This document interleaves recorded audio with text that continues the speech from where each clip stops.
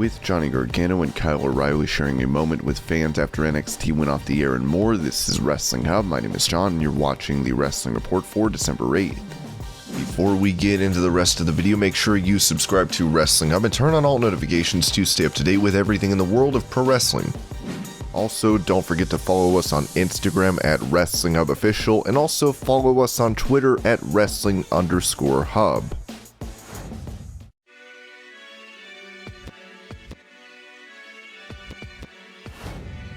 AEW star Jack Evans made a late-night post on Twitter with him claiming he's being extorted by authorities in Mexico. This will sound like a fake message, but it is not.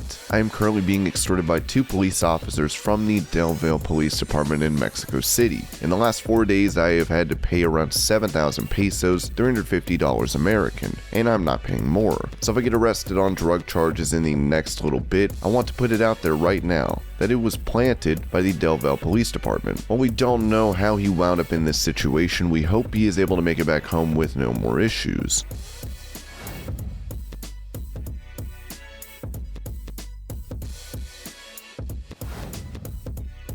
With Jon Moxley entering a rehab program for alcohol last month, AEW President Tony Khan has given a quick update saying from talking to Renee, he's doing better and better, which is awesome and I'm so excited about. Hopefully Moxley is able to put these problems behind him and make his return to AEW soon.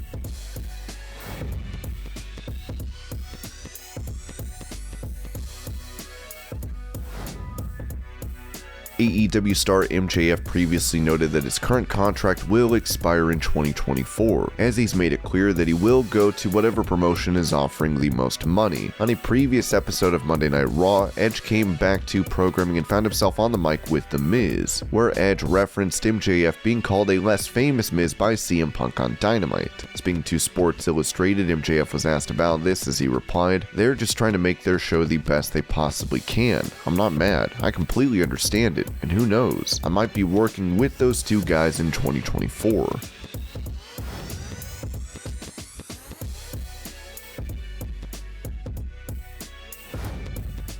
After making his return to WWE in 2018, Rey Mysterio finds himself still with the company, helping his son Dominic on his journey. Rey recently went to Twitter to tease an announcement as he wrote, December 9th, 2021. Remember that date. I'll reveal some very exciting news that will change the history of Rey Mysterio. More details coming soon.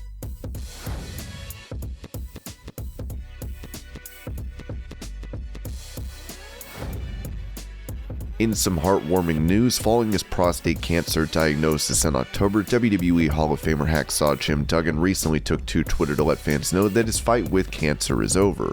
Hi everybody, I just want to share everybody the great news I just received that my cancer was all encapsulated inside my prostate.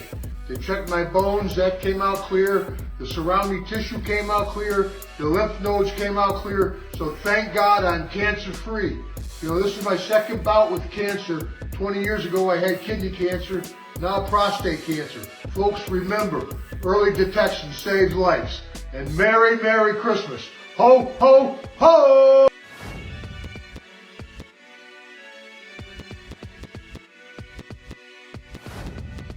In September for NXT 2.0, son of Rick Steiner, Bron Breakker had what many believe to be one of the best debuts on the brand. With stars like Matt Riddle comparing him to a young Goldberg, Jim Cornette took to his podcast to say he can become a big star. I legitimately can't believe this guy has had only 5 matches in front of people. I am not aware how he is as a person. They obviously feel like that he will be a player, and they are pushing him already. And if he was dodgy as a person, they probably would not be. I am not sure besides injury what else could keep this guy from being one of the top talents in the company in 2 or 3 years. And the last person I said that about was The Rock. With Booker T previously saying that Braun should get pushed to the moon, we'll have to see how his career on NXT pans out.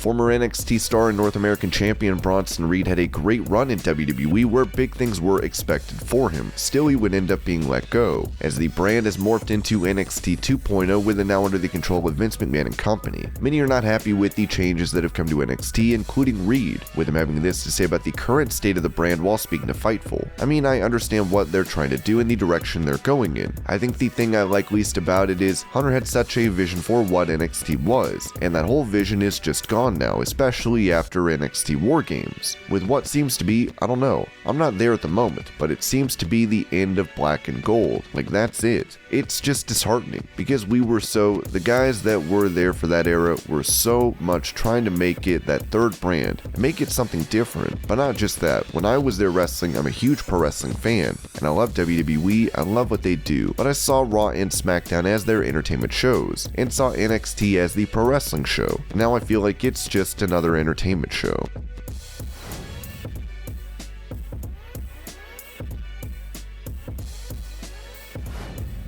Dax Harwood and Cash Wheeler make up one of the greatest tag teams in pro wrestling today. They are a throwback to many, as this can be seen by the moves they employ in the ring. Speaking on the Casual Conversations podcast, FTR talked about their old school style, admitting they have taken ideas from previous tandems. We have stolen, yes, but we have not stolen a tag team's down to the wire moves or move sets or anything similar to that. At one time, there was a way different concept of tag team wrestling, and the fans are used to what tag team wrestling is today. Despite that, the true beauty of tag team wrestling is the nuances, the small things, how you have to work 4 guys into the match and work them in there in a legal way, and you have to do it flawlessly and seamlessly. That slide thing you talked about, we stole that from Adrian Adonis and Dick Murdoch. They would do the exact same thing and have the hold, maybe they would roll them off, tag, and then slide in front to cut them off, and that is just one of the many of those little nuances.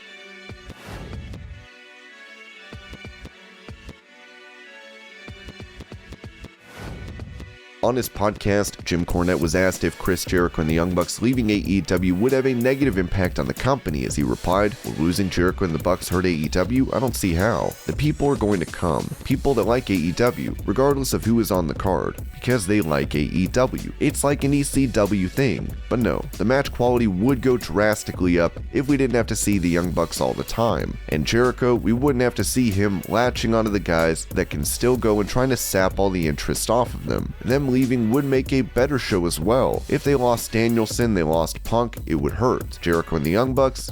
With the Bucks and Jericho being some of the first stars to sign with the promotion, it would be hard to see them leaving the company.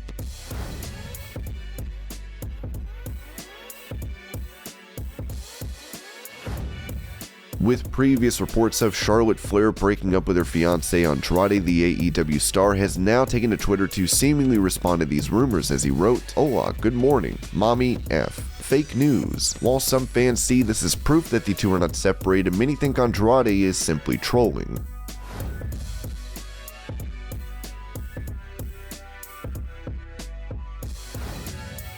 AEW has managed to carve out a space for themselves in the wrestling market, with them having a very supportive fan base. Speaking to Renee Paquette, Eric Bischoff was asked to compare WWE and AEW. While he said they could not be compared, he noted that fans connect to AEW unlike WWE. I'll just say what I like about AEW. I've been saying for the last 15 years that WWE is too overproduced. It's too perfect. It's so perfect it no longer feels real. I can't connect to it. In my opinion, this is just my opinion based on 30 some odd years of being in the industry, I think wrestling works as a TV product for a lot of reasons. But one of the core reasons in wrestling has been around since the beginning of TV time. It was one of the most successful TV programs at the beginning of TV history, and the reason for that, and it's a lot of the reason why live sports work as well as it does, is it allows the viewer to feel like you're in the arena. You're not. You're sitting in the comfort of your own home. But live TV, live action TV, especially wrestling, allow the home viewer to feel like they're in the cheap seats. Not at ringside necessarily, but in those seats just above. You feel like you're there. And when you start feeling like you're there, it makes it easier for one to enjoy the story that's playing out out in front of them or the characters that are playing out in front of them. AEW does a great job of creating that sense, allowing the viewer to feel like they're there even when they're not. When I watch WWE, I feel like I'm in a movie theater watching the producers of Disney on Ice. It's too glitzy. Let me see something I shouldn't see. Don't shoot around every little imperfection. Don't spend quite as much money on all those lights. This is making me feel like I'm in a movie theater and not in an arena. I've never been in an arena that looks like that unless you're watching a wrestling event from WWE. I don't like that.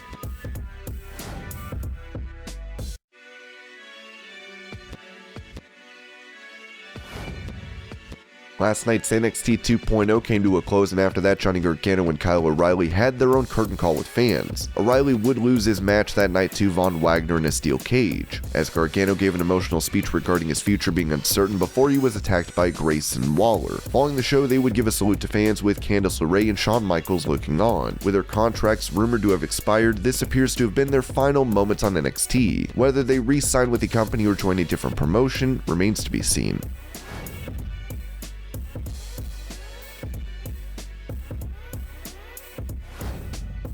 Former WWE star Braun Strowman has partnered with an augmented reality company that helps to offer hologram greetings for fans. Many MLB and NFL players have already been slated to be a part of this project. Fans will be able to get a holiday greeting from Strowman through this service. Imagine AR would release this statement. FameDays.com is the next generation patented metaverse e-greeting card, focusing on virtual celebrations with celebrities, sports stars, entertainers, and influencers. Retail prices range from $4.99 to $14.99 per each greeting message, including birthday, anniversary, Thanksgiving, Christmas, newborn baby, New Year, superfan, and many more. FameDays.com is the first ever celebrity hologram e-greeting platform in the world and is based upon the patented Imagine AR platform for global sports teams and brand clients, delivering immersive AR consumer and fan engagements. Strowman had this to say about his involvement with the project. "I never imagined that I would be the first professional wrestler to enter the metaverse as a hologram. Fans around the world can now enter the virtual ring with me and man up in their own videos celebrating their birthday and holidays with the baddest beef king on the planet."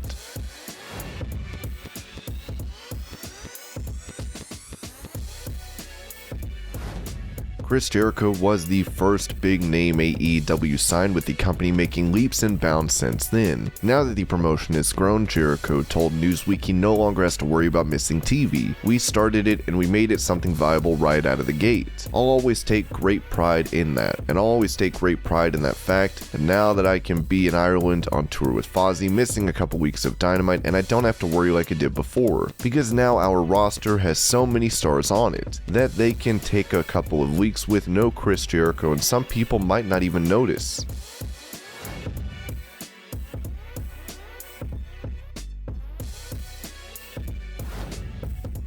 While many see Austin Theory as having a ton of potential in WWE, his booking in the company was recently trashed by former writer Vince Russo, as he took to his podcast to note, "If Vince Russo is doing this job, Jim Ross is telling me, 'Vince, this kid Austin Theory is ready.' That's what JR is telling me. Alright, no problem. What can I get together with Austin Theory? I will have my one-on-one with Austin Theory. I will get so far into his head to find out what makes this guy tick. Then I would personally produce the vignettes for 6 weeks before we ever see the guy. Then we continue those vignettes right into the show. This ain't a part-time job. It's not a part-time job. And that's why you're getting this mishmash mess from these two guys."